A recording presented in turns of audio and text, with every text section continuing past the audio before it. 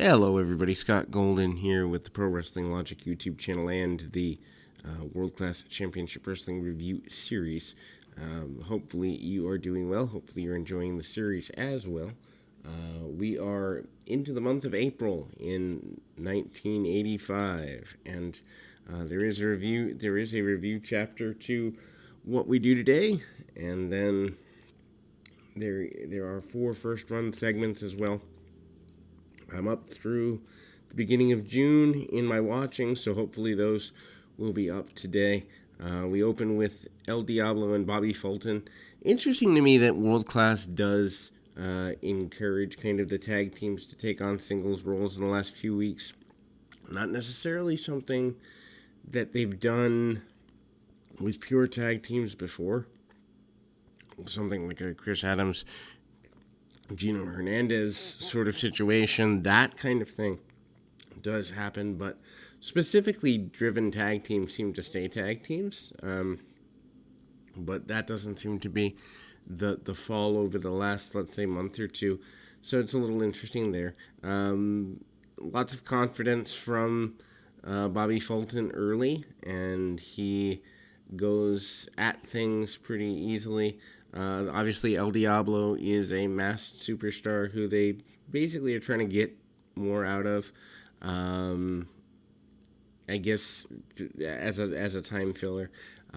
As mentioned, the first 10 or 11 minutes of the show are a review of a previous match. But, I mean, it is, ultimately, these reviews are there to fill TV time, obviously, and even though I don't agree with them, I understand where they come from, but also, too, this isn't the 1950s, 60s, or 70s, and tape was important in the 80s, so the prevalence of the VCR or videotape review package became a bigger thing.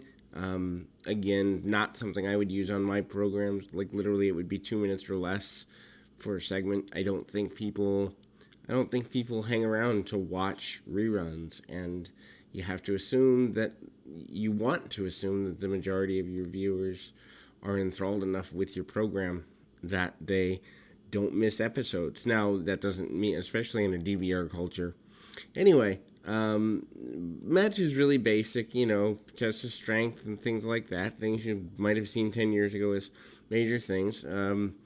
Diablo shows a lot of athletic ability, including but not limited to using the bridge in a pinning combination. So that's a little interesting there. And Diablo also breaks down, forearms, kicks in the corner, that type of thing. They don't make him decisive enough that it looks like he's going to win in matches, but at the same time, they're competitive enough where a win's possible, even though not probable. And we are beginning to move towards the next Texas Stadium show, which is another David Von Erich Memorial. I did not realize that they had done more than one. There is a missed cross body by Bobby Fulton as well in the match, but I didn't realize they had done more than one David Memorial. So that was an interesting thing for me to kind of learn as I was going through the process. Anyway, Fulton does get your victory here. Also, you see a lot of him interacting with the crowd. Victory through a roll-up. Then we see Bill Mercer interview the Dynamic Dudes. Dynamic Duo. Not the Dynamic Dudes. That's a completely different promotion. Anyway, that being Adams and Hernandez. They kind of talk about being, fast drivers and into fast women, fast cars, fast lifestyle, and the like. They kind of talk or hint about the 12-man 3 out of 5 falls tag match coming up at Texas Stadium.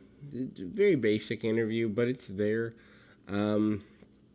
Which, to be fair, when I do get to that Texas Stadium deal, I will not be covering that as well. Number one, I don't like the 3 out of 5 falls concept. I've only seen one other match of it, and neither time have they really appealed to me. Plus, 2 rings 12 men in one match just feels awkward to me. It didn't come off well. Anyway, that's down the road. Rip Oliver and Hercules Hernandez. Hernandez, who I think, honestly, along with Sunshine, and I think the pairing with Sunshine just strikes me a little odd. It just feels like he was put there as a way to keep her involved. Rip Oliver still has Jim Cornette, which is a little more of a normal response. Anyway, so, I mean, power by Hercules early. Hercules, made to look like the bigger star.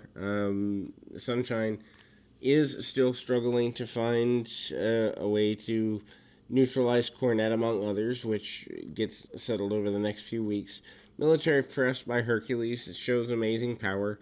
Hercules, though, does not really strike me as a guy who they planned to be around long or they planned to push real hard, and I think it might have something to do with having a very muscular body type and not wanting to overshine the Von Erichs.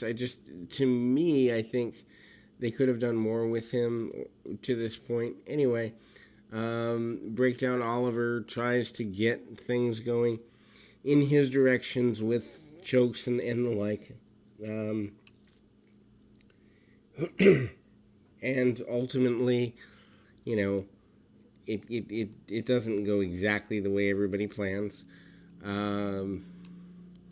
Then we see Sunshine in ring. She interferes to stop Cornette, and that does not go according to that plan either. Hercules walks away with your victory here. Sunshine gets a hold of Cornette. They almost do a lesser version of the baby doll situation, but that's not there. And then next we go to the main event, which is a weird combination: Kelly Kiniski and beautiful Bobby Eaton versus Brian Diaz and Kerry Von Erich. I don't know if that meant that perhaps Dennis Condrey wasn't in the building. Cornette's still there. Or what happened there, maybe a short-term injury or something like that. But regardless, that's the main event of this particular program. Diaz and Von Erich make sense because of their friendship. Kiniski and Eaton do not, for, well, obvious reasons. It's not the Midnight Express. Eaton and Kiniski start off early. Kerry and Eaton do square off reasonably. And then, Kerry uses the power, gets advantages there. When Adias is in there, it's a more mat-based style. When Kerry is in there, it's a more power-based style. I wonder about the long-term prospects of that tag team. Big drop kicks and always back to holds by Adias, and Kerry Von Erich says that he or shows that he is pretty dominant.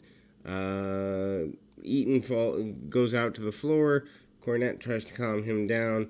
There is a double team for quite a few, well, not minutes, but about a minute on Von Erich, and then the heels cut off the match. Still a good tag team structured match, even though it's not your typical team. Adias is cut off several times over the last few minutes of the match. Eaton's so good that he's just kind of holding Kerry Von Erich in pulse, and not really there to the level that it's needed or wanted to be, but it's there enough. And Eaton comes in, hits a vertical suplex on Adias. That does not lead to a victory, which is a bit of a surprise. The match goes for I'd say the last third of the program, and Kerry Von Erich and Brian Adias do get the victory. So that will close the first week of April in 1985 here in World Class. We'll be back with more right after this.